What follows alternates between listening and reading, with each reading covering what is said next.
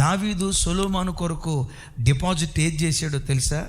తన కన్నీటి ప్రార్థనే దేవుని ధనాగారంలో డిపాజిట్గా ఉంచాడు. తన కొడుకు కోసం దావీదు ఏం చేస్తున్నాడు? ప్రార్థిస్తున్నాడు. ఏమని ప్రార్థిస్తున్నాడు? నా కొడుకు చేత మందిరం కట్టించయ్యా అని అల్లా, నా కొడుకు నీ మందిరాన్ని కట్టాలయ్యా అని అల్లా. ఆ ప్రార్థనలో ఉన్న మహాత్యం ఏంటో తెలుసా? ఆలయాన్ని కట్టించటానికి కావలసిన హృదయాన్ని దయచేయమని దేవుని సన్నిధిలో ప్రార్థిస్తున్నాడు. ఆశీర్వదించయ్యా నా పిల్లల్ని, దీవించయ్యా నా పిల్లల్ని, అది కాదు చేయాల్సింది. నా పిల్లలు నీ దీవెన పొందుకోవటానికి తగిన వారిగా బ్రతుకున్నట్లుగా, యోగ్యులుగా బ్రతుకున్నట్లుగా, అర్హులుగా బ్రతుకున్నట్లుగా ఆ అర్హమైన క్యారెక్టర్ నా పిల్లల గుండెల్లో కొమ్మరించయ్యా. ఆశీర్వదించమని కాదు, నీ గర్భాన పడినప్పుడే దేవుడు వాళ్ళని ఆశీర్వదించాడు. అయితే మనం చేయాల్సిన ప్రార్థన ఏంటో తెలుసా? ఆశీర్వదించమనే దానికంటే కూడా ఆ ఆశీర్వాదాన్ని పొందటానికి యోగ్యమైన గుణాలు దేవుడు వారికి ఇచ్చేటట్లుగా వారి కొరకు ప్రార్థించేవారిగా ఉందుముగాక.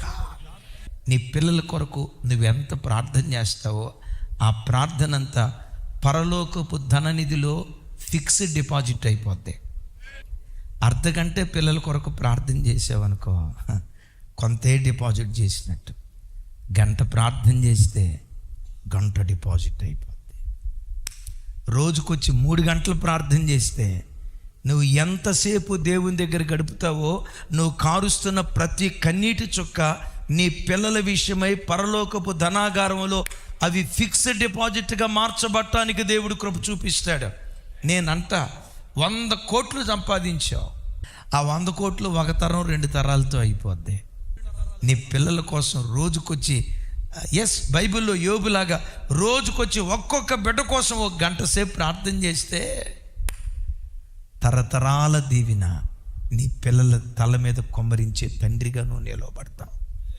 నువ్వు కార్చే కన్నీరు ఫిక్స్డ్ డిపాజిట్ అయిపోద్ది. నువ్వు ఏడ్చే ఏడ్పు ఫిక్స్డ్ డిపాజిట్ అయిపోద్ది.